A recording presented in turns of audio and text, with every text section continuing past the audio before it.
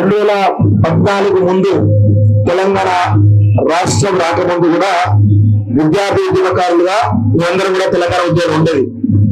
ఆ రోజు ఉద్యమానికి నాయకత్వం వహిస్తున్నటువంటి గోవర్ధన్ గారు, సిపిఐఎంఎల్ న్యూ డెమోక్రసీ సంబంధించినటువంటి కార్యదర్శి గోవర్ధన్ గారు, అదేవిధంగా సందేక్ గారు, వీరు అప్పుడు ఆ రోజు తెలంగాణ రాష్ట్రం వస్తే ఇక్కడ ఉన్నటువంటి పేద ప్రజల బతుకులు మారుతాయని చెప్పేసి మేము విద్యార్థి నాయకులుగా ఉద్యమాలు ఉంటుండే వాళ్ళ స్పీచ్లు విని నేను ఇన్స్పైర్ అవుతుండే. తెలంగాణ వచ్చి దాదాపు 12 సంవత్సరాలు అవుతా ఉంది. ఇప్పటి వరకు కూడా తెలంగాణ రాష్ట్ర ప్రజల బ్రతుకులు ఇంకా మారలేదు. మారకపోగా ఈరోజు వెలుగుమట్ల లాంటి ఘటనలు కావచ్చు, లేకపోతే ఇంకా చాలా రకాల ఘటనలు హైదరాబాద్ తోటి పేద ప్రజల బ్రతుకులు ఎట్లా ఉంటున్నాయో మనందరం కూడా చూస్తున్నాం. మల్లన్న సాగర్ నుంచి మొదలు పెట్టుకుంటే, కాళేశ్వరంలో ఉన్నటువంటి ఆ నివాసితులు మొదలు పెట్టుకుంటే, తెలంగాణ వచ్చినాక తెలంగాణ బతుకులు బాగుపడాల్సింది ఇంకా చాలా వ్యర్థంగా దయనీయంగా తయారవుతున్నటువంటి పరిస్థితి మనందరూ కూడా గమనించాలి. ఫిబ్రవరి 24 గత 2 నెలల క్రితం వెలుగుమట్లలో 2000 మంది పోలీసులు చాలా దుర్మార్గంగా అక్కడ ఉన్నటువంటి పొంగులేటి శ్రీనివాసరెడ్డి కావచ్చు, తుమ్మల నాగేశ్వరరావు కావచ్చు, బట్టి విక్రమార్క, ఈ 3 మంత్రుల ఆధ్వర్యంలో నేతృత్వంలో పేదల ప్రభుత్వం మాది, ప్రజా ప్రభుత్వం మాది అని చెప్పుకున్నటువంటి ఈ యొక్క కాంగ్రెస్ ప్రభుత్వం చాలా తెలివిగా, చాలా దుర్మార్గంగా పేద ప్రజలను గురించింది. దీని వెనకాల రేవంత్ రెడ్డి పాత్ర ఉంటుంది, దీని వెనకాల వేమనారాయణ రెడ్డి పాత్ర ఉంటుంది, దీని వెనకాల చంద్రబాబు నాయుడు పాత్ర కూడా ఉన్నది అనే విషయాన్ని గ్రహించాలి. ఎందుకు అంటే తుమ్మల నాగేశ్వరరావు సంబంధించినటువంటి అంశాలు ఏవైతే ఉన్నారో వీళ్ళందరూ కూడా తుమ్మల నాగేశ్వరరావు ఆదేశాలతోటి చంద్రబాబు నాయుడు పిఏ దగ్గరికి పోయి మాట్లాడితే, చంద్రబాబు నాయుడు పిఏ నుంచి వేమనారాయణ కాలుస్తే వేమనారాయణ ఆదేశాలతోటి ఈరోజు అంతా కూడా జరిగింది. పొంగులేటి శ్రీనివాసరెడ్డికి నాకు తెలియదని చెప్తున్నప్పుడు కూడా పొంగులేటి శ్రీనివాసరెడ్డి పర్యవేక్షణ అనేది అంతా జరిగిందని మనందరం కూడా గ్రహించాలి. సో ఇంత పెద్ద దుర్మార్గం జరిగింది మీ యొక్క భూముల మీద. మేము స్పష్టంగా చెప్తున్నాం, చాలా క్లియర్ గా 62 ఎకరాల భూమి అని ఆధారాలతో సహా మేము భావిస్తా ఉన్నాం. ఈ 62 ఎకరాలలో 31 ఎకరాలు తుమ్మల నాగేశ్వరరావు సంబంధించిన అనుచరుల మీద ఉన్నాయి, తుమ్మల నాగేశ్వరరావు అనుచరుల బంధువుల మీద ఉన్నాయి, పొంగులేటి శ్రీనివాసరెడ్డి అనుచరుల బంధువుల మీద ఉన్నాయి, బట్టి విక్రమార్క అనుచరుల బంధువుల మీద ఉన్నాయి భూములు అని చెప్పేసి భూభారతిలో ఉన్నటువంటి ల్యాండ్ రికార్డ్స్ ప్రకారం మీరు స్పష్టంగా ఆధారాలతో ముందు పెడితే స్థానికంగా ఉన్నటువంటి మంత్రులు కావచ్చు, కలెక్టర్ కూడా 31 ఎకరాలే అని వాదించడమే కాకుండా ఎవరైతే వెలుగుమట్ల బాధితుల కోసం కొంతమంది పోరాడుతున్నారో వాళ్ళని దగ్గర తీసుకొని వాళ్ళతో కూడా 31 ఎకరాలు అయిపోయిందని చెప్పేసి వాదించే ప్రయత్నం చేస్తా ఉన్నారు. అంటే వీళ్ళ భూములకు సంబంధించి, మీ భూములకు సంబంధించి ప్రభుత్వం నుండి చాలా పెద్ద కుట్ర జరుగుతా ఉంది. ఇది నిజాయితీ కమిటీ ఓపీడీఆర్ ఆధ్వర్యంలో ఇక్కడ జతిన్ సార్ గారు, డాక్టర్ జతిన్ గారు మీరు ఓపీడీఆర్ ఆధ్వర్యంలో 12 సంవత్సరాల నుంచే ఈ భూముల పేరు పోరాటం చేస్తున్నారు. చాలా స్పష్టంగా వీళ్ళ నిజాయితీ కమిటీ వేసి ఆ నిజాయితీ కమిటీలో భాగంగా 62 ఎకరాల భూమి అని చెప్పేసి ఓపీడీఆర్ అదేవిధంగా గ్రామీణ ప్రజా సంఘం వారు చెప్పడం జరిగింది.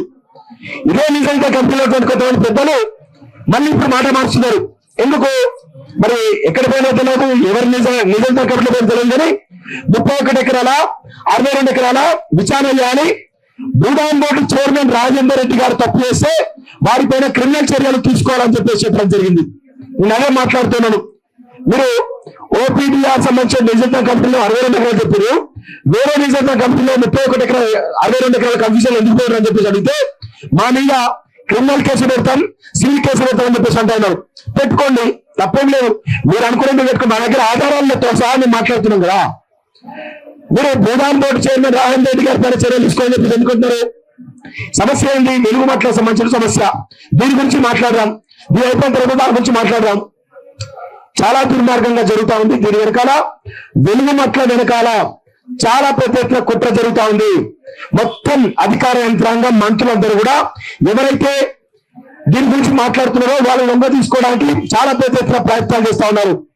100% మేమందరం కూడా ఓపీటీఆర్ జతిన్ సార్తో పాటు గాంధీ ప్రదేశంతో పాటు మేమందరం కూడా వెళ్తున్నారు. అగన్నా మేమందరం కూడా ఖచ్చితంగా మీ పక్షాన మీకు ఏవైతే పట్టాలు ఇచ్చే వరకు 100 గజాలలో పట్టాలు ఇచ్చి ఇల్లు నిర్మించి మీకు నష్టపరిహారం చెల్లించే వరకు కూడా మీ పక్షాన నుండి ఆఖరి వరకు కూడా కొట్లాడతామని చెప్పేసి కూడా స్పష్టంగా హామీ ఇస్తున్నాం. అదేవిధంగా ఇంత పెద్ద ఎత్తున వెలుగుమట్ల సమస్య కొంచెం దేశంలో దేశాన్నంతా గమనించింది. ఈ క్రమంలో ప్రభుత్వం పెద్ద ఎత్తున దేశవ్యాప్తంగా డ్యామేజ్ అవుతుంది కాబట్టి 311 మందికి 75 గజాల చొప్పున ఇస్తామని హామీ ఇవ్వడం జరిగింది. కొంతమందికి ముందు రోజు పచ్చకల టోకెల్ ఇచ్చారు. అమ్మ మీరు రేపు 2 మంత్రులు వచ్చి టోకెల్ ఇస్తారని చెప్పి చెప్పడం జరిగింది. అట్లా చాలా మంది బాధితులకు టోకెల్ ఇచ్చి కూడా భూమి ఇవ్వలేదు. తర్వాత ఏందని చెప్పేసి ఆరాధిస్తే ఆ 311 మంది పట్టాలలో కొంతమంది అధికారులకు సంబంధించిన అంచనాలు కావచ్చు, లేకపోతే మంత్రులకు సంబంధించిన అంచనాలందరూ కూడా దాదాపు 100 నుంచి 150 మందికి పైగా వాళ్ళందరూ కూడా అనాథులకు, అక్కడ వెలుగుమట్లో లేని వాళ్ళకు, వెలుగుమట్లో ఇల్లు కూల్చని వాళ్ళకు కూడా దాదాపు 150 మందికి ఇచ్చినట్టుగా మా దగ్గర సమాచారం వస్తా ఉంది. దీని గురించి ఆరంభిస్తే ఆల్రెడీ ఆ యొక్క 7 ఎకరాలు 8 ఎకరాలు కేటాయించారు కదా, ఆ భూమిని హోల్డ్లో పెట్టమని చెప్పేసి అధికారులకు ఆర్డర్ వచ్చిందట. మరి ఎందుకు ఆపేంద్రు అనేది స్పష్టంగా మేము వేదిక మీద నుంచి అడుగుతున్నాం. అంటే ఖచ్చితంగా అక్కడ పెద్ద ఎత్తున అక్రమాలు జరుగుతున్నాయని చాలా స్పష్టంగా అర్థమవుతుంది కదా, అందుకే వాటిని ఆపమని చెప్పేసి మంత్రులు అధికారులు చెప్తున్నట్టుగా సమాచారం వస్తా ఉంది.